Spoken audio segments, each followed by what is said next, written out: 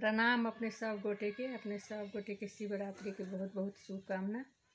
तो हम एक भोलेनाथ के गीत गबै छी, महेशवाणी से सुन के हमरा जरूर कर। हम नहीं शिव सा गौरी बियाहब, हम नहीं शिव सा गौरी बियाहब, मोर गौरी रहती कुमारी गे माई, मोर गौरी रहती कुमारी गे माई, हम नहीं शिव सा गौरी बियाहब, मोर गौरी रहती कुमारी गे माई, भूत प्रेत बरियाती अनलनी, भूत प्रेत बरियाती अनलनी, मोर जिया गेल डेराई गे माई, मोर जिया गेल डेराई गे माई, मोर गौरी रहती कुमारी गे माई, हम नहीं शिव सा गौरी बियाहब, हम नहीं शिव सा गौरी बियाहब,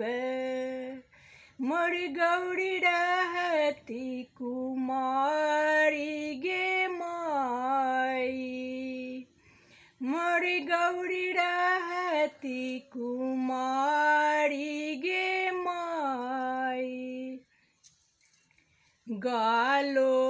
चटकल केसो पाकल, गालो चटकल केसो पाकल, पैरों में फाटल बेमाई गे माई, पैरों में फाटल बेमाई गे माई, मोर गौरी रहती कुमारी गे माई, हम नहीं शिव सा गौरी बियाहब, हम नहीं शिव सा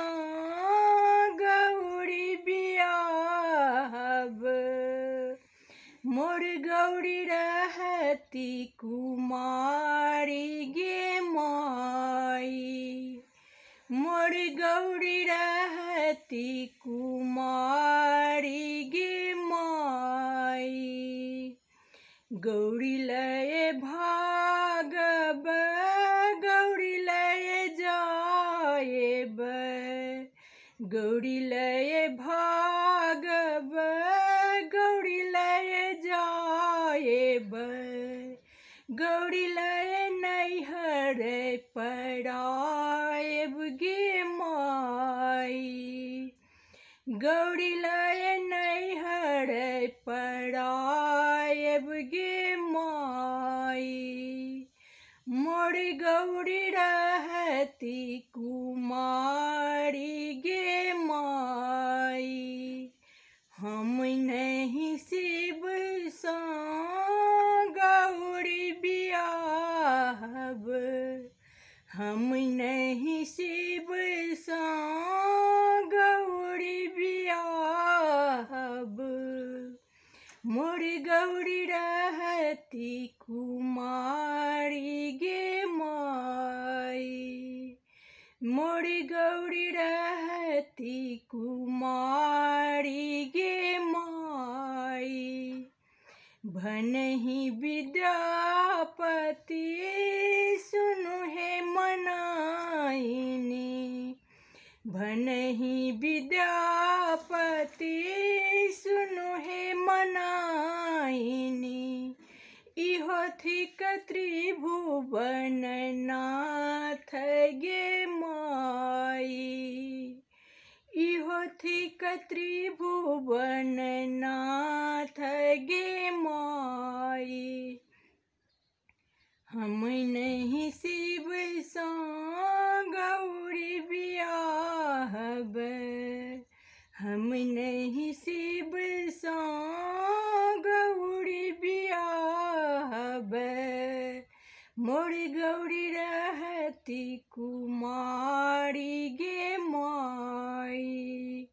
मोर गौरी रहती कुमारी गे माई।